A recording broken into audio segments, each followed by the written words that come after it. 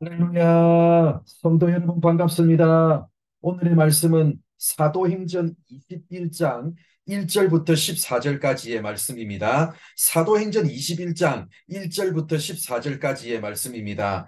우리가 그들을 작별하고 배를 타고 바로 곳으로 가서 이튿날 로도에 이르러 거기서부터 바다라로 가서 베니게로 건너가는 배를 만나서 배 타고 가다가 구부로를 바라보고 이를 왼편에 두고 수리아로 향하여 두로에서 상륙하니 거기서 배의 짐을 풀려 하미르라. 제자들을 찾아가 거기서 이레를 머물더니 그 제자들이 성령의 감동으로 바울들어 예루살렘에 들어가지 말라 하더라. 이 여러 날을 지낸 후 우리가 떠나갈새 그들이 다 그 처자와 함께 성문 밖까지 전송하거늘 우리가 바닷가에서 무릎을 꿇어 기도하고 서로 작별한 후 우리는 배에 오르고 그들은 집으로 돌아가니라. 도로를 떠나 항해를 다 마치고 돌레마이에 이르러 형제들에게 안부를 묻고 그들과 함께 하루를 있다가 이튿날 떠나 가이사랴에 이르러 일곱 집사 중 하나인 전도자 빌립의 집에 들어가서 머무니라. 그에게 딸 넷이 있으니 처녀로 예언하는 자라.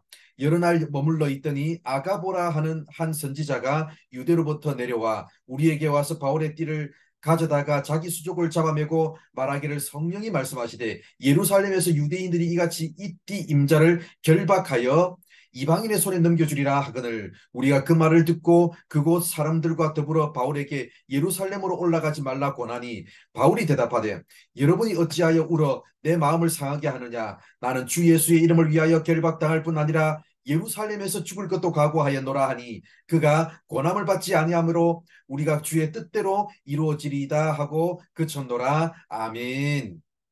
바울은 밀레도에서 에베소 교회 장로들과 작별한 후 배를 타고 고스, 로도, 바다라를 거쳐 육지인 두로에 도착했습니다.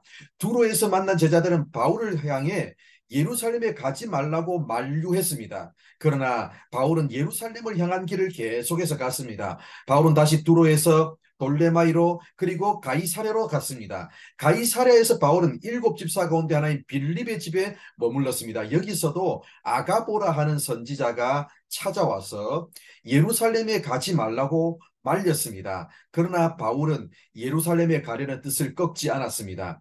사실 두로에서 그리고 가이사랴에서 바울을 만류했던 사람들은 기도하는 사람들이었고 하나님의 음성을 수시로 듣는 사람들이었습니다. 두로에서 바울을 만류했던 사람들도 성령의 감동으로 만류했었고 가이사랴에서 바울을 만류했던 아가보도 성령께서 바울이 체포될 것을 미리 말씀해 주셨습니다. 그러나 바로 앞장인 20장 22절을 보면 바울도 나는 성령에 매여 예루살렘으로 간다고 했습니다. 바울도 자신에게 말씀하시는 성령 하나님의 음성을 따라서 예루살렘으로 갔습니다.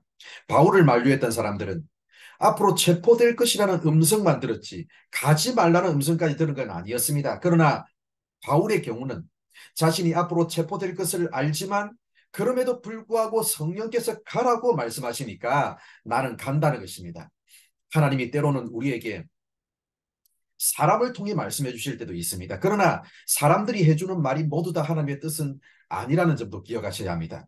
바울을 만류했던 사람들의 마음도 분명 사랑이었지만 오히려 바울은 자신에게 말씀하시는 분명한 성령의 음성을 들었고 하나님을 향한 사랑의 마음으로 자신을 내어주었습니다. 십자가의 길로 향하는 예수님을 만류했던 제자들의 마음도 분명 사랑이었지만 예수님은 전 인류를 구원하기 위한 더 큰 사랑 때문에 예루살렘으로 향했습니다. 사람들은 만류했지만 바울은 당호했습니다.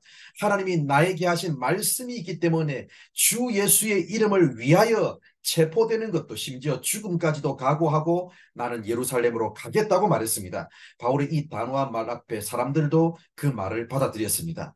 사실 바울의 선택은 여러 선택들 중에서 가장 좋은 선택은 아니었습니다. 인간적으로 볼 때는 잠시 체포되는 길을 피하는 선택이 더 좋은 선택 아니겠습니까?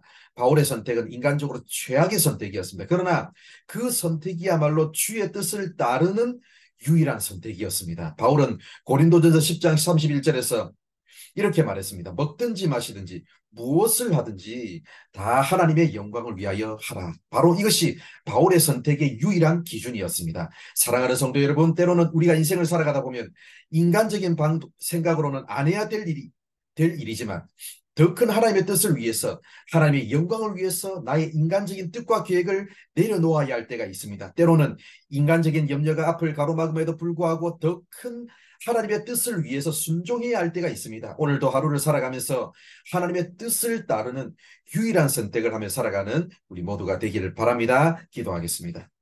하나님 감사합니다. 오늘도 우리를 사랑해 주셔서 부족한 우리들에게 말씀해 주셔서 감사합니다.